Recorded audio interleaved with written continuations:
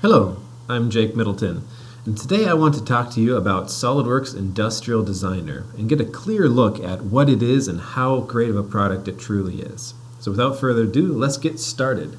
You'll notice as soon as you start SOLIDWORKS Industrial Designer, you have the opportunity right away to start sketching. Now this is important because sometimes you have a great idea and you just need to get right into sketching it, drawing it on paper as it were, but we're using a digital paper.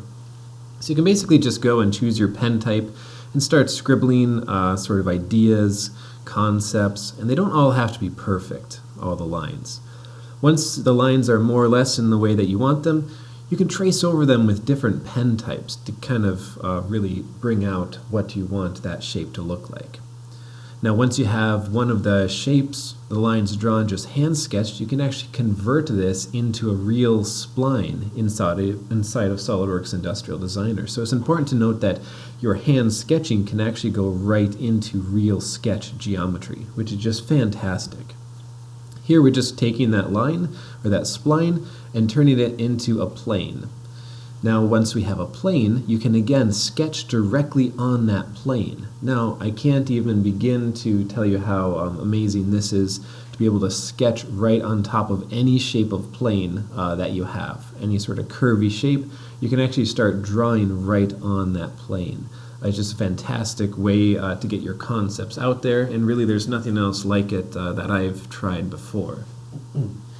So we can go ahead and hide some of that other sketch geometry, and you notice now I have this 3D sketch. It's almost like a hand sketch, but you drew it in 3D. It's just phenomenal for these sort of shapes that you can't make any other way. We have a lot of primitives to choose from. Now primitives are basically geometric shapes that you can start with, and you can go and stretch and pull them and divide them up, and that's what we're going to do to create this sort of nice looking futuristic spoon. So all we're doing is we're taking a cube and we're dividing it up and we're kind of stretching it out so it kind of becomes more like a flat sort of pancake here. And this is going to become the basis for our spoon. You notice all these little dots on the spoon. These are basically the edges that allow you to manipulate the shape any way you want. It's as easy as highlighting those dots or those vertices and dragging them around. There's also another extremely cool feature called Quick Align, where you can basically draw out any shape that you want and it will try to align those points for you to that shape. I use this consistently in all of my SOLIDWORKS Industrial Designers. You just draw out any shape and it'll align those points. And of course you can always just box select some points and drag them around. This little triad thing, this is called the robot, by the way. It's phenomenal. It allows you to kind of move these points around in any sort of location, really just kind of by pulling and dragging them around.